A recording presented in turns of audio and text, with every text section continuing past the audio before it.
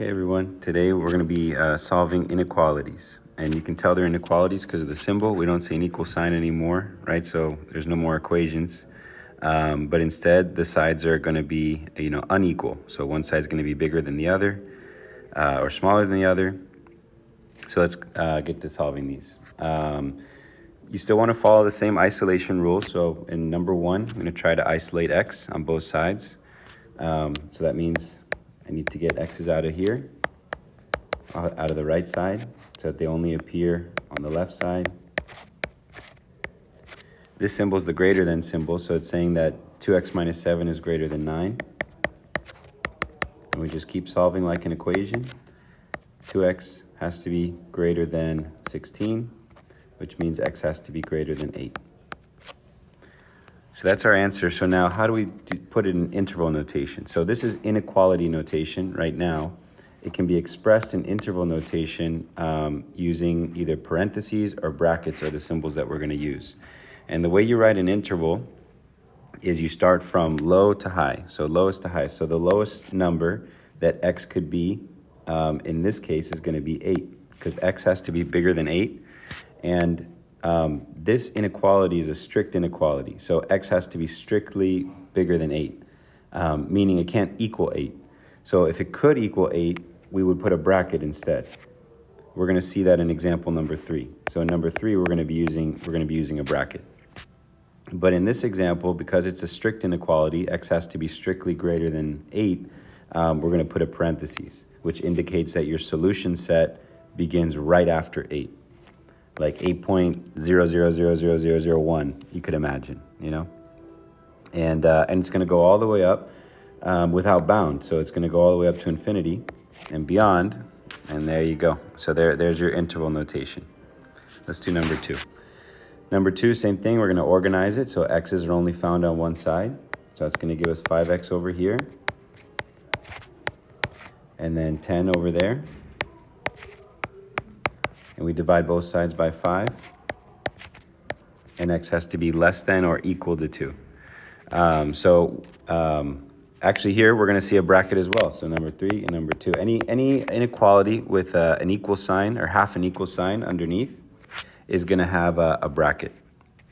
So again, when you write an interval, you're looking from low to high. What is the minimum and what's the maximum? So the beginning of my solution set, in this case, it says x can be anything less than 2, less than or equal to 2.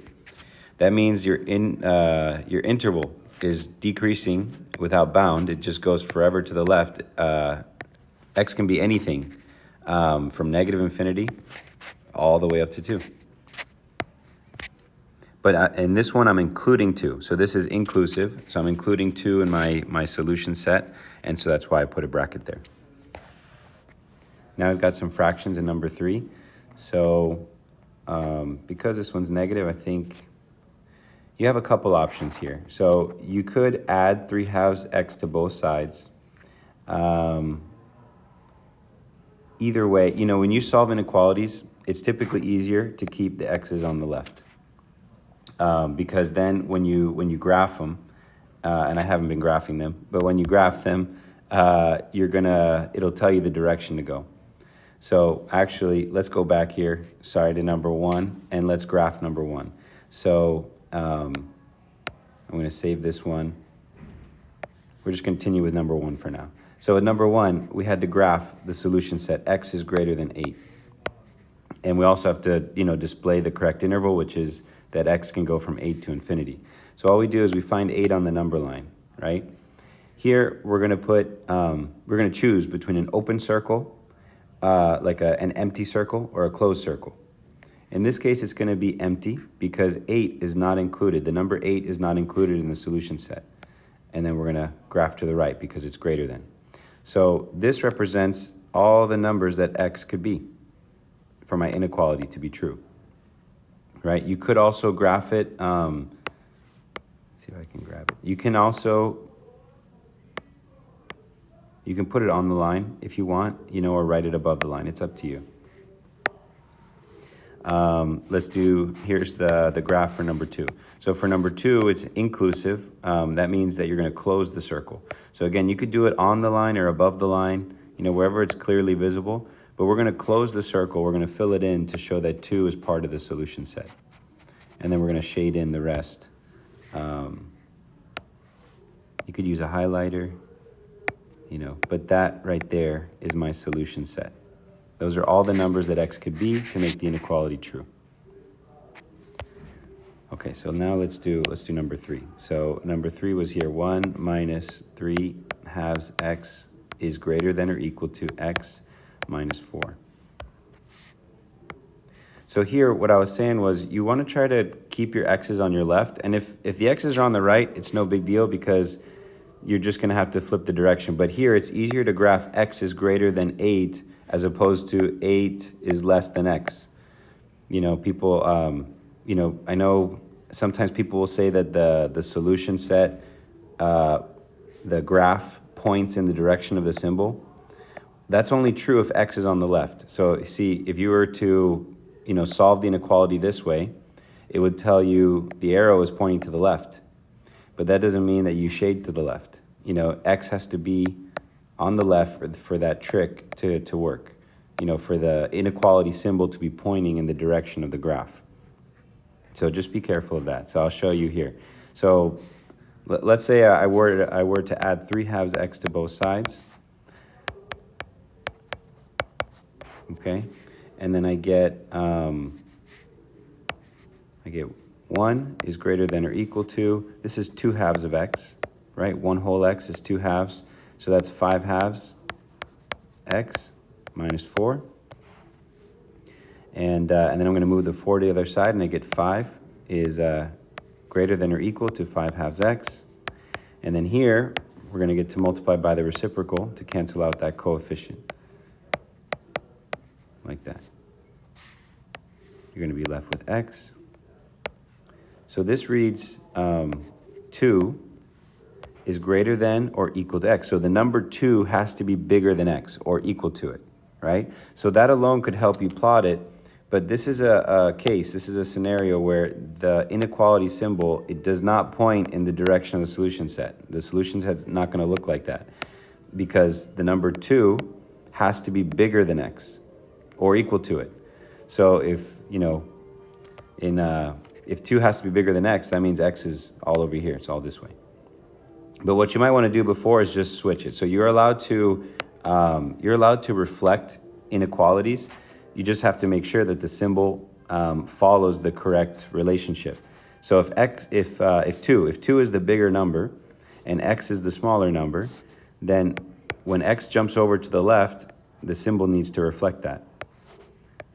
I know maybe in middle school or elementary school, they used to say the alligator, right, follows the bigger meal, But yeah, so if 2 is on the right, then the symbol needs to flip. But this one's going to be a little easier to graph. X is less than or equal to 2. And then as an interval, we use a bracket because it's equals to. So less than, it needs to be less than or equal to 2. So negative infinity to 2. Infinities are always going to use parentheses. Okay, so put here always use parentheses with infinity.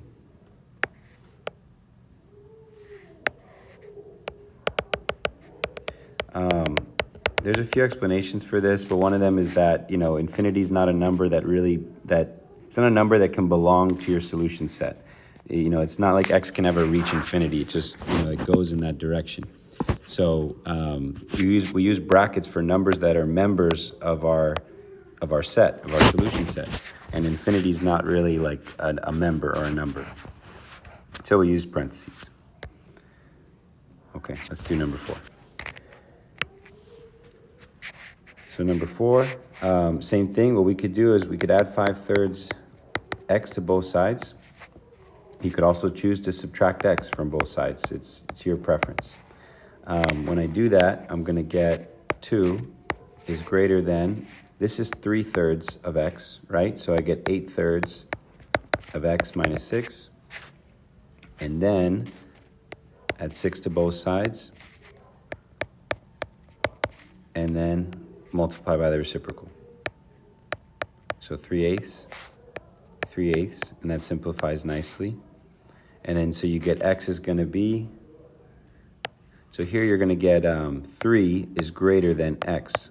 So what you want to do now, what I would do is I would flip the inequality, and I would make it say x is less than 3.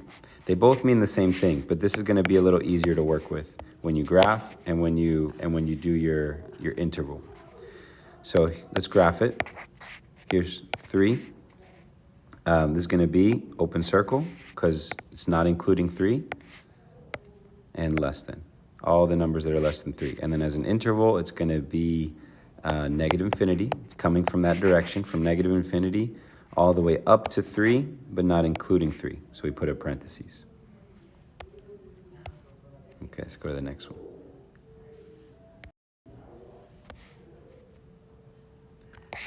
Okay, so now these are starting what we call compound inequalities. So compound inequalities are going to have more than one inequality symbol. And so there's two types. There's and inequalities and or inequalities. So we're going to take a look at both of these. So if you've learned these before, you'll see the words. These are and inequalities, the ones that we're going to be doing on this page. And you can tell because x is bounded, meaning it's between two numbers. X is going to be between two numbers. So instead of you having an arrow that goes off to either infinity or negative infinity, x is going to be placed between two numbers. So let's look at number 5 first. So we can solve these. Since you have 3 sides now to the inequality, you're going to make sure that you maintain the relationship between all 3 of the sections. So if I add 2 over here, trying to isolate x, you have to add 2 over here and over here. And that maintains the relationship between all of the sections. And so next, this is going to be negative 2 is less than or equal to 5x, which is less than 9. Then we're going to divide by 5. Again, dividing by 5, all the sections. So the left side and the right side. And that's our solution set. So graphing it, it's going to look like this. Here's the graph, and you're going to find your 2 numbers, which is negative 2/5 and 9/5. And then you're going to choose your open or closed circle, right? So on the left, you got your filled in circle because you have the equals to, right? And then 9/5 is the strict inequality, has to be less than, x has to be less than that. And so your solution set's going to look like that. See, so it's saying x has to be between these 2 numbers. It's written, if you notice, they're both less than symbols. So, everything is written in order from least to greatest. It says negative 2/5 is less than or equal to x, which is less than 9/5. So everything's written in increasing order. Here's the interval. The interval is a bracket because of the filled in circle. Negative 2/5, that's the lowest number that x could be, all the way up to 9/5, including everything in between, and parentheses because this circle is empty. Let's look at the next one. So let's look at number 7 while I get some room for number 6. Minus 7 from all 3 sections, right, of the inequality.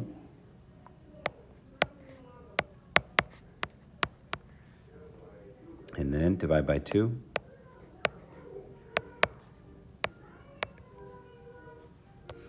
And there you have it. So x is between negative 3 and 2. Another way you could say it is x is greater than negative 3 and less than 2. So here's that and inequality. So this is negative 3 to 2.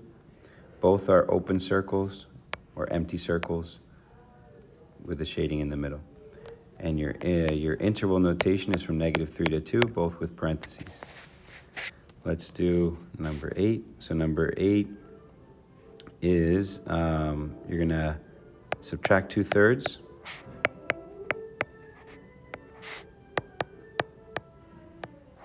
So let's put each side into thirds. This is going to be 15 thirds, right? And this is going to be negative 12 thirds. So, we get that by multiplying by 3 over 3, right? So that's going to be negative 12 thirds on the left side. And when you take away 2 thirds, you're going to get negative 14 thirds, less than or equal to negative x, which is less than 15 thirds minus 2 thirds is going to be 13 thirds. So now we have a negative x in the middle, and I chose to flip, in the previous slide, I chose to flip the direction of the inequality instead of dividing by a negative.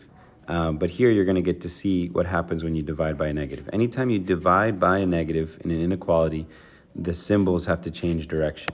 So if I divide by negative 1, divide everything by negative 1, or multiply. You could also multiply by negative 1. The effect will be the same. The symbols have to flip direction like that. That's one of the important things we have to remember. So 14 thirds is now the largest thing, and then negative 13 thirds is now the smallest thing that x can be, and x is right in the middle. Right, now for graphing this, I think it makes more sense to have less thans, because now you're going in order from largest to least. But if you think really carefully about it, you can still graph it. On the number line, 14 thirds is going to be over here, right? Because that's 3 and 2 thirds, right? So same thing as 3 and 2 thirds. And then negative 13 thirds is over here because it's negative, right? To the left. And so, if you think about it, you could still graph it correctly, but I think for convenience of graphing, you're going to want to flip it so that it's all less than symbols. So it would look like this: negative 13 thirds on the left, less than x, which is less than 14 thirds. And this is equals to, and then so you've got closed circle, open circle. Okay, I think we're going to skip number 6 because I'm taking a long time to explain. So let's jump to the next slide. Okay, absolute value inequalities. So this is where you're going to see them translate into ands or ors. Let me show you. So here it says solve and graph put in interval notation. So we started talking about absolute value equations in the last class. Now you got an absolute value inequality. So what helps me is to remember the definition of an absolute value. And so it's saying that this quantity has to be less than 2. And it has to be less than 2 spaces from 0, because that's what absolute value means. So the quantity inside the number that x minus 5 is has to be within 2 spaces from 0, right? So if I was to graph it first, so here's the value of x minus 5. The value of x minus 5 has to be within 2 spaces from 0, right? That's what the original statement in number 9 is saying, right? So the way I would solve, I'm solving 2 inequalities basically, or you could actually put it in between 2 and negative 2. You're solving a compound inequality. So if the absolute value, the distance that x minus 5 is from 0, is less than 2, that means you're close to 0, right? You're within 2 spaces of 0.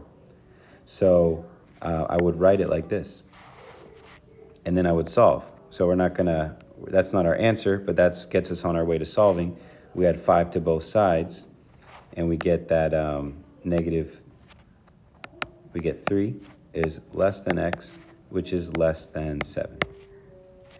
So the final answer, so up here, this was just an illustration to get us to be able to set this up, right?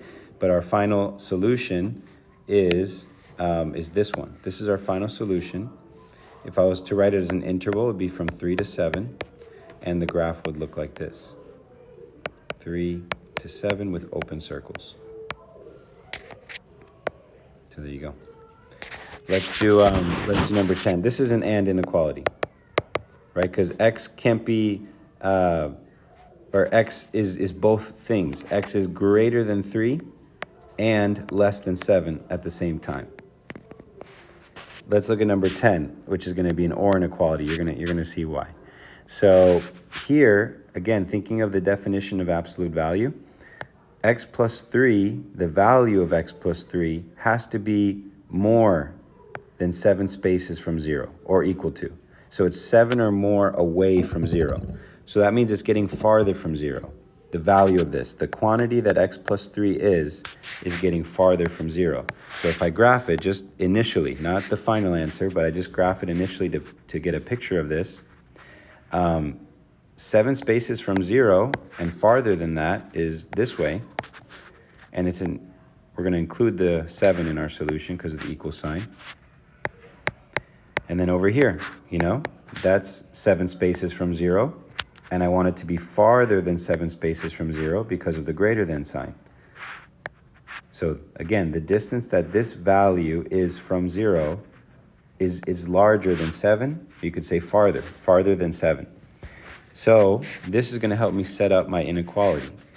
X plus 3 is either less than negative 7 or equal to it, or it could be that the value x plus 3 is greater than or equal to 7. See, so this one corresponds to that picture, and this one corresponds to that picture. But you have an OR inequality. The reason it's an OR inequality is because x can't be in two different places at the same time, right? X cannot be a number that is larger than 7 and less than negative 7 at the same time. But we don't have x yet, so let's get to solving. So if I minus 3 from both sides, I get x has to be less than or equal to negative 10. Or the other option to solve the inequality is that x is greater than or equal to 4. Like that. So again, why is this an OR inequality? It's an OR inequality because you won't be able to find a number on the number line that is both lower than negative 10 and bigger than 4. So that's why it's an OR. It's got to be either one. So there's going to be two regions. There's going to be two solution regions. So here's negative 10 with a closed circle. They both have closed circles. We're going less than negative 10. We're going greater than 4. Okay. We're almost done. We're on the last two slides. Solve graph, put in. Okay, so less than. So what we've learned from the previous slide is that a less than, because of the absolute value bars, a less than means getting closer to 0. So that many spaces from 0 are getting closer to it, and that's going to create a bounded solution set, it's an AND inequality. And so it's going to look like this. X minus 20 is either less than or equal to 4, or it's going to be greater than or equal to negative 4. If you want to draw the picture, the picture might help, but that's what it's going to translate to. You add 20 to both sides, and you get 24, and you get 16. So x has to be between 16 and 24, and these are closed circles that we're going to use, or filled in circles. And you could always grab a number from this solution and check it out, make sure it makes sense, right? So let's pick like 20 or something. 20 is a nice easy number to check. If you do 20 minus 20, right, you get 0. Is 0 less than 4? Yes, it is, so it works out, right? You can grab another number from here. Let's grab one from the boundary. Let's grab 24. So if I plug 24 in there, 24 minus 20, that's 4. Is 4 less than or equal to 4? Yes, it is, right? So, it's a good idea to just do one or two numbers if you're unsure. Okay, let's look at this one. This one has a negative sign in the front. You want to make sure the absolute value, before you set up any compound inequality, you want to make sure you isolate the absolute values. And so to isolate the absolute value on the left side, you got to divide by negative 3. So remember what happens when you divide by a negative? You have to flip the symbol, right? So now you get x minus 1 in the absolute values is less than or equal to 5. So now because it's less than or equal to 5, it's going to look like the one, like number 11. So it's bounded between 5 and negative 5, right? X minus 1 is, the value of x minus 1 is between 5 and negative 5. This is just to illustrate. So the inequality that we're solving is this one. So that's how this changes into that. And then now we add 1 to all sides, and you get that -4 is less than or equal to x, which is less than 6. And yeah, so now we graph it, and you do an interval. Let's graph it. -4, 6, close circle, in between. And then these are going to be brackets because of the equals to here. I forgot to do it over here. The interval here would be 16, 24 in brackets. Okay, last slide. So this is just more practice. Let's do number 13. Number 13 is similar to the one that we just did. You have to isolate the absolute value on both sides first. So once you isolate the absolute value, you get x minus 1, absolute value of x minus 1. You got to flip the symbol because we divided by a negative, and you get -2. So now let's think about what this is saying. This is saying that the distance that this quantity x minus 1 is from 0 is larger than -2. So it's saying that it's, the spaces, the number of spaces from 0 that this number is bigger than -2. Well, first of all, you can't have negative spaces from 0, right? You can be, the lowest you could be is 0 spaces from 0, which means you're right on top of it. But this is describing every number. Every number is going to be more than -2 spaces from 0, because every number is going to be either 0 spaces from 0 or positive spaces from 0. So x is going to be all real numbers here.